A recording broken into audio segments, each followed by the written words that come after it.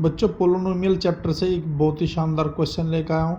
Polynomial chapter से जितने भी क्वेश्चन होते हैं बेटे मैं आज शॉर्ट्स उसी के बनाऊंगा, क्योंकि इस चैप्टर के फिर हम दोबारा से शॉर्ट्स नहीं बनाएंगे। क्लियर होगी बात? जो भी एग्जाम आएगा बस इन्हीं में से आएंगे। फिर चैप्टर वाइज हम जो है शॉर्ट्स लेंगे, चैप्टर्स वाइज ही क्वेश्चन लेंगे जो आपके इंपॉर्टेंट क्वेश्चन है, इसलिए जो है और फिर आगे बढ़ेंगे फिर हम। क्लियर होगी बात बेटे? आप लोग इन्हीं की प्रैक्टिस करिए, शॉर्ट्स को बार बार देखिए, करिए।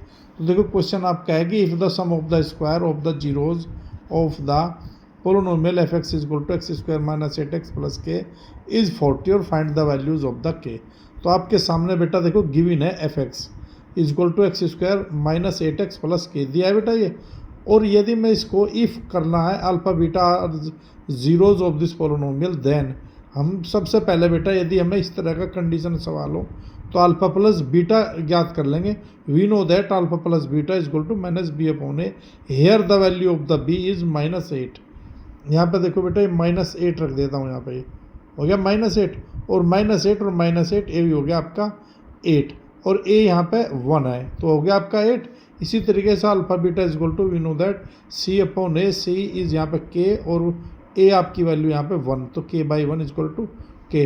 और क्या कह रहा है कि alpha square plus beta square is equal to 40। देखो ये कह रहा है कि sum of the square of zeros, zeros के स्क्वायर का सम। तो देखो जीरोज अल्फा बीटा लिया है मैंने, तो इनके स्क्वायर का सम कितना है 40। और बेटा हमारे पास में दो ही चीज़ होती है इसमें क्वाड्रेटिक पोलिनोमियल में, एक अल्फा प्लस बीटा और एक अल्फा बीटा। इनकी सहायता से ही ये फाइंड करना है। तो यदि देखो इसके स्थान पर मैं ये रख देता हूँ अल्फा प्लस बीटा का होल स्क्वायर -2 अल्फा बीटा। जैसे मैं इसको एक्सपेंड करूँगा ना तो alpha square plus beta square plus 2 alpha beta, वो 2 अल्फा बीटा से 2 अल्फा बीटा कट जाएगा और यही बचेगा बस यहाँ पे। क्लियर होगी बात? तो इस तरीके से इक्वल टू 0 और इसके स्थान पर देखो मैं 8 पता ही है, अल्फा बीटा के स्थान पर के, ये हो गया आपका 40, 8 स्क्वायर का 64 माइनस 2 के इक्वल टू 40 माइनस 2 के, ये उधर चलेगा 64 और 64 में से 40 जाएगा माइनस का 24 और के इक्वल टू -24/2 और के इक्वल टू जब इससे काटा है तो 12 आ गया। इस तरीके से देखो क्वाड्रेटिक इक्वेशन को हम हल कर सकते हैं। यदि इस तरीके का क्वेश्चन पेपर में आए तो बेटा छोड़ना नहीं है, करना है, प्रैक्टिस कर लेनी है इसकी।